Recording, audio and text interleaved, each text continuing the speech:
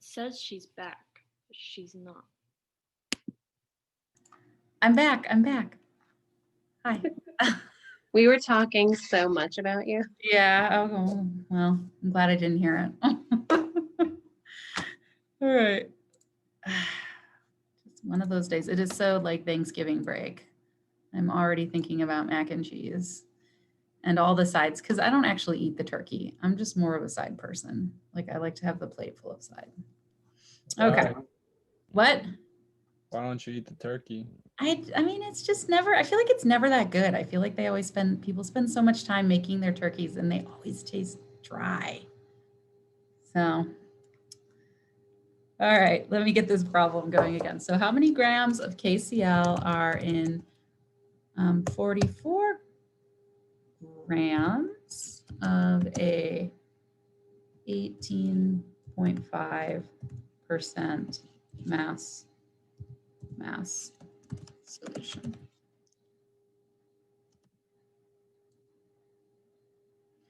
So this one's asking you to solve for a different variable in that equation. So how many grams of KCl, which is the salt or the solute, are in 44 grams of an 18.5% mass solution? I'll give you all a couple minutes for that one.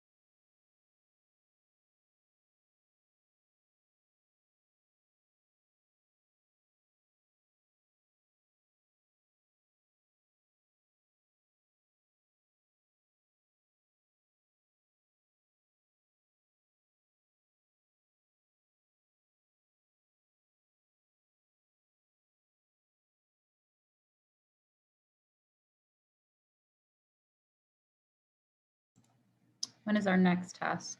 Oh, let me pull that up real quick. It's not for a little bit.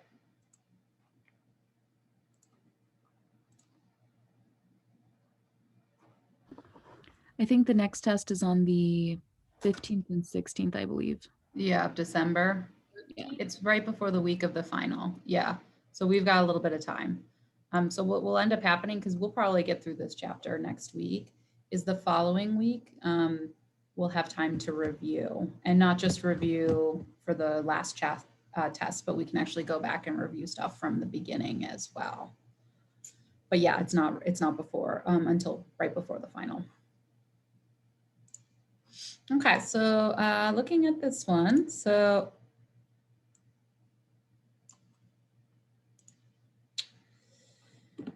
we know that mass percent is going to be equal to mass of the solute.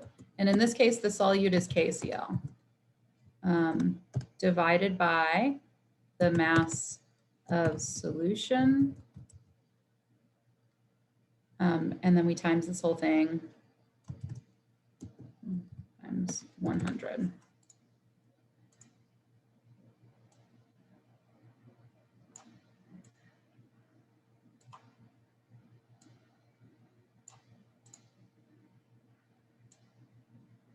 I'm just not going to let me move you over, are you? All right, well, that's what it is. So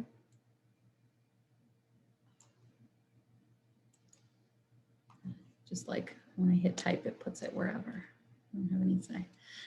Okay, so for our problem, then we're going to put in, well, X is the top value or mass of KCl, divided by, and this whole thing, we do know the percentage. So the percentage is equal to 18.5%, which equals our X value, what we're trying to find, divided by, we know the whole mass of solution is 44 grams, and we need to multiply this thing by 100. So the first thing is to get rid of the percentage.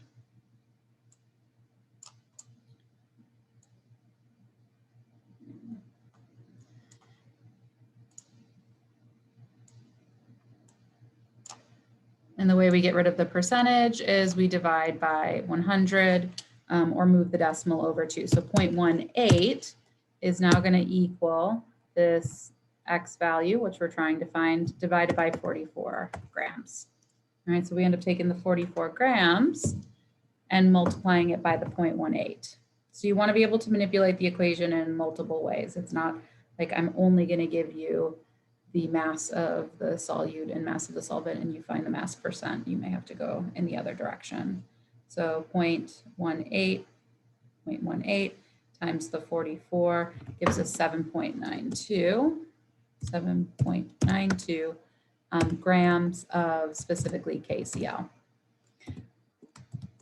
Your mass for your individual solute should be less than the mass of your solution, right?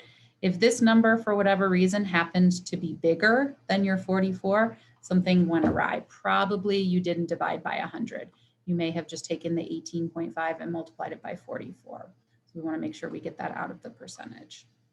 Any questions on that? Not too challenging.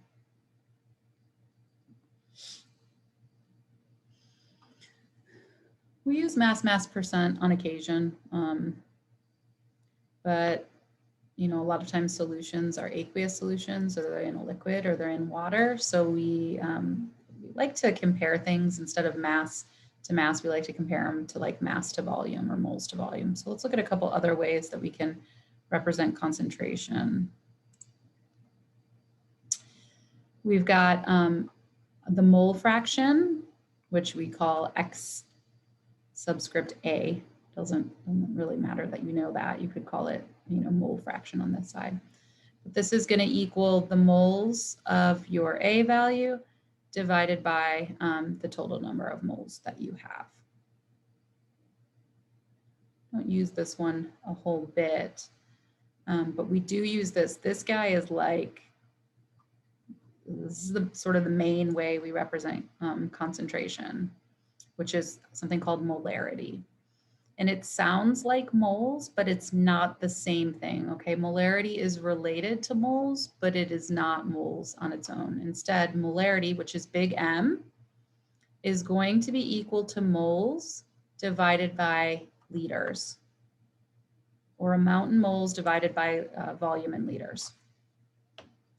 The units on this can be two different things. We can either use the unit of mole per liter, or we can use big M.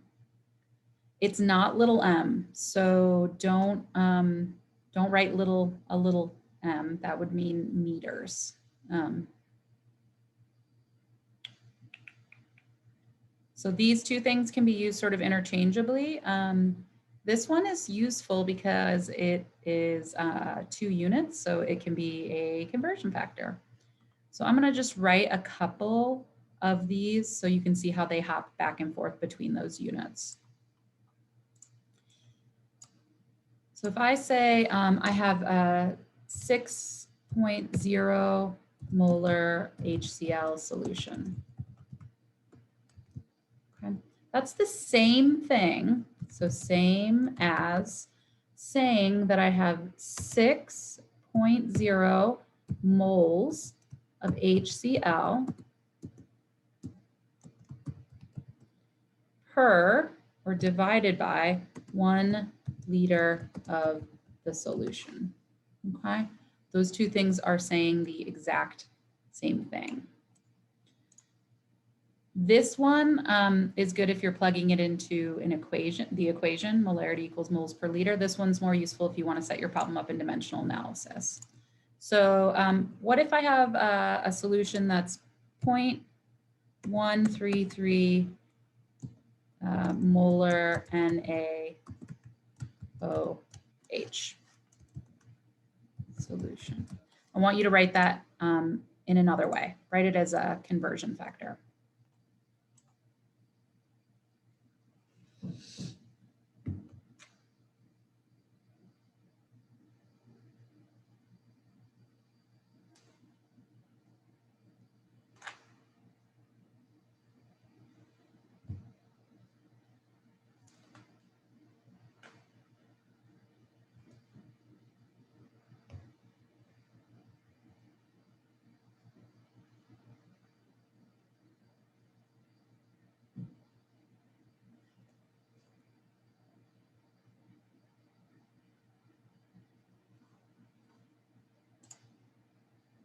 Okay, so we can say that this is a 0.133 molarity NaOH solution,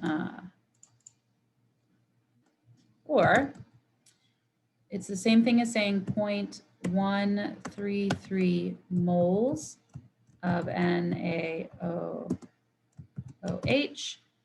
per 1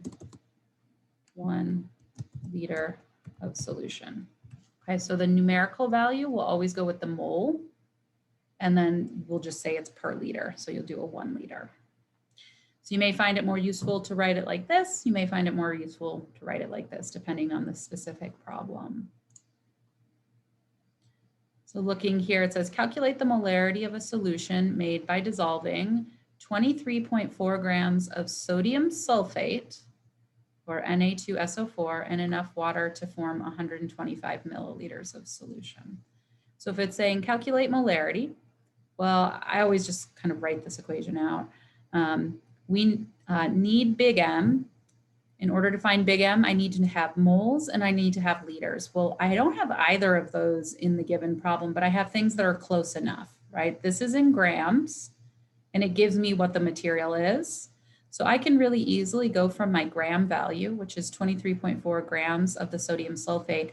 And if we use its molar mass, and we've already got our molar mass calculated here at 142.05 grams per mole, we can pop out moles.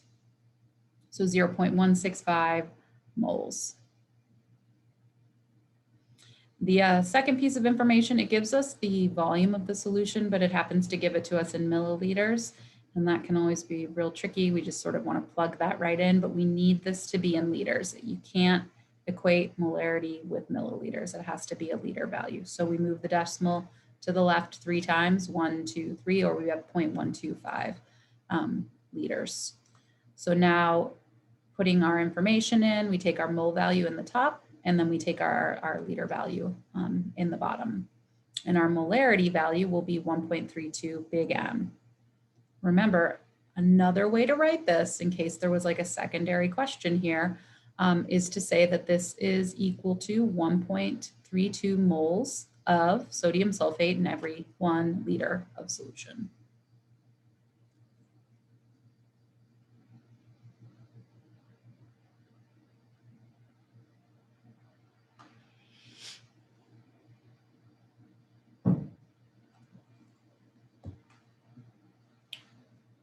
So I think we will stop there for right now. We'll do some more molarity stuff when we meet back up on Tuesday.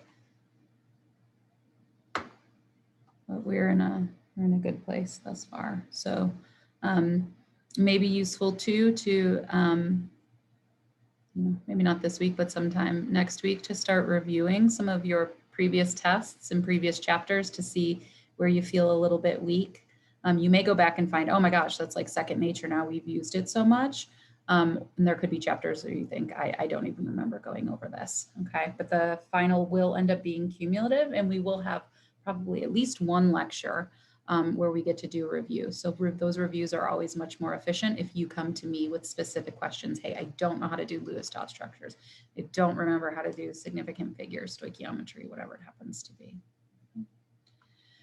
So we will leave it at that. Have a really good holiday. If you have any assignments, do get them done soon so that you can just take a break for like 4 or 5 days after that.